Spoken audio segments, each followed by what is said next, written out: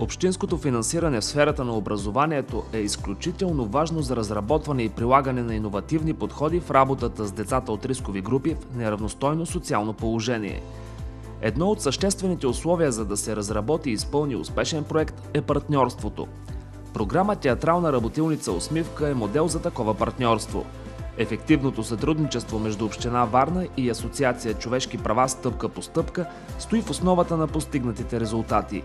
Театрална работилница Усмивка е атрактивна програма за образователна интеграция на деца билингви, деца от малцинствени групи, деца с говорни проблеми и с проблеми в овладяването на български език. Дейностите са насочени към организирането на интерактивни, извънкласни летни занимания за децата. Театралният клуб допринася за развитието на умения, необходими за учебния процес, а именно четене, ясна артикулация и добро познаване на български език. Ти къде идваш? Аз идвам от друго село. Търся мома за моят голям син. Имате ли така? Синове мои, елате! Хайде всичките се залагаме за работа. Ти, сине, ще отидеш да нахраниш животните. Добре, тати. Ти, сине, ще нацепиш дърва за огъня. Добре, тате. Абе, мъжо, той на мен ще ми трябва помощ. Не трябва да изчистя и да сготвя. Ами, не знам, ама аз не мога да ти помогна. Театрална работилница Усмивка започна като самостоятелен проект на Асоциация Човешки права стъпка по стъпка още през 2010 година. Първата година екипът насочи своето внимание към разработване на книжка с приказки, която адаптира за целите на проекта и която децата в последствие използваха при театралните постановки. Това, което е важно да се каже за проекта, е, че екипът разработи собствена методика, авторска, за заниманията с децата, която включва набор от дейности, свързани помежду си. Първата година поставихме акцент върху работата с кукли. Завършващото представление беше куклен театър в присъствието на родители и учители и децата бяха изключително щастливи да покажат едновременно умения за боравене с куклите и за правилно изказване на своите реплики. Зайчето живее в къща направена от брезови клонки и постлана с топъл мъх. Лисицата живела в дворец, построен в лед, светло студен. Пак е завалял снега. На мен не ми пречи. Вижте какъв дворец има. Къщата на Зайка малко ми загрозява пейзаж, но като я навали снега, тя няма да се вижда. Отивам да се почина. Добър ден, Зайко! Добър ден, Зайче! Здравейте, гълъбчета! Май тази зима малко ви измъчи. Да, ама ви идваме с твоето коминче да се топлиме. Ние идваме на твоето коминче да се топлиме. Така ли? Ела с нас да изгоним. Кой си ти, дето смееш на вратата ми да чукаш? Аз съм Петлю Гривенаров, пръв приятел съм на Шаров. Кукуригу! Олеле, някой да не каза събуди го. До кого ще се събуждат? Май ще събуждат Шаро. По-добре да се махам, че един път са ми късали опашката. Тоест да се махам.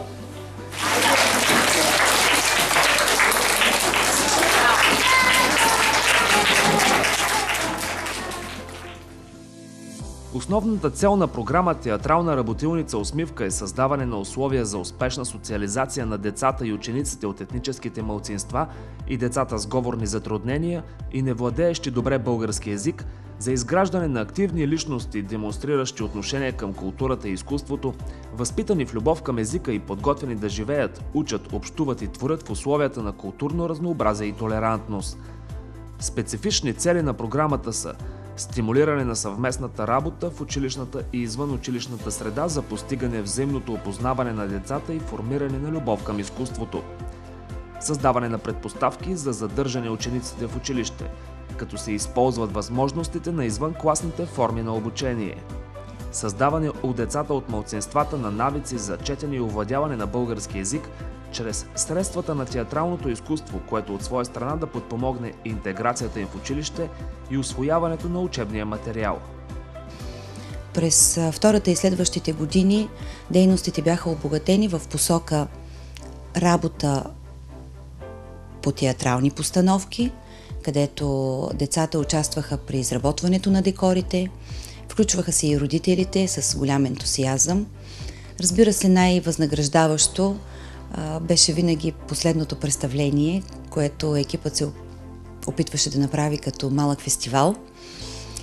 Децата представяха това, което са направили през годината, това, което са научили в присъствието на родители и учители. Ентусиазма е толкова голям винаги, че постановките се играят по няколко пъти пред различна публика. След третата година на изпълнение на проекта, поради наистина изключителния му успех, Община Варна реши да направи проекта своя програма и да го включи като дейност в Общинската програма за образователна интеграция на деца и ученици от етнически общности и в неравностойно социално положение. През тази и следващата година имаме амбицията да разширим обхвата на програмата и да насочим към деца, освен деца билингви, и деца с говорни затруднения, които много добре се повлияват в процеса на игра и занимания при изговарянето на думите и при изучаването на български език и литература. Бял някога един селянин с жена си и тримата си сина. Той цял живот се трудил и спод началото изкарвал прехраната си. Освен това бил умен човек и много от заселените му често идват да му искат съвет. Мъжът ги изслушвал и помагал с каквото може. Синове мои, елате, имам нещо да ви заръчам. Който ми донесе от вас най-скъпоценен плод, ще го наградя с 100 жълтици. Добре, тател. На другия ден мъжът станал рано и поел от съседното село. Кажете ли? Ами, ние спорим, бял с нас има най-хубав приятел. Не можем да речем. Спорете! Гостница ли идва от тук, бе, жена? Нямам представа, нали заключихме колите вечерта. И прозорците също са заключени. Какво чудо е станало от нашите? Аз, мамо и тате, направих цялата работа. Аз нищо не съм вършила, гледах цял ден от прозореца. Удоволствие, което ни доставихте с вашия театър, с вашите театрални възможности. Вие сте едни малки артисти, много добри, много добре пресъздадохте ролите. Аз мисля, че за всички нас беше много интересно, защото това са едни от най-известните български народни приказки със своите поуки. И дано да ги помните и вие, когато някой ден станете големи и имате ваши деца по същия начин, така да изпитате същото удоволствие. Програма Театрална работилница Усмивка демонстрира силен образователен ефект върху децата и е продължение на вече успешно реализирани проекти на асоциацията през изминалите 5 години. Асоциация Човешки права стъпка по стъпка разработи своя авторска методика за извънкласни занимания с деца билингви с цел повишаване на грамотността им и подобряване знанията и уменията им за ползване на български език. Методиката е основана на комплексния подход за едновременна работа с децата и родителите. Методиката включва разнообразни допълващи се занимания, интерактивни игри и учене чрез игра. По време на заниманията се ползват авторски дидактически материали, разработени специално за целите на обученията от експерти с доказан опит в областта на образованието за деца и възрастни.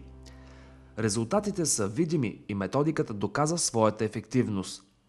Днес нашите деца се нуждаят от възпитаване в любов към театъра, приказките и четенето на книги. Нуждаят се от възпитаване в любов към изкуството и културата.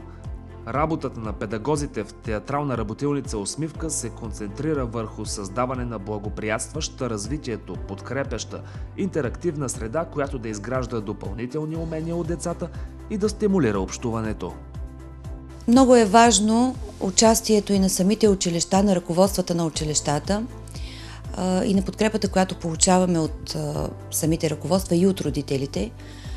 Много искам да благодаря тук на ръководство на училище Любен Каравелов и лично на директора госпожа Димитринка Георгиева, която прави всичко възможно децата да се чувстват удобно. Тя предостави специализиран кабинет за заниманията, който е направен интерактивно. Има сцена, което вече засилва и желанието на децата да участват, съответно и удоволствието от крайното представление. Получава се една обстановка на истинска публика, на истински театър, което е много важно за децата.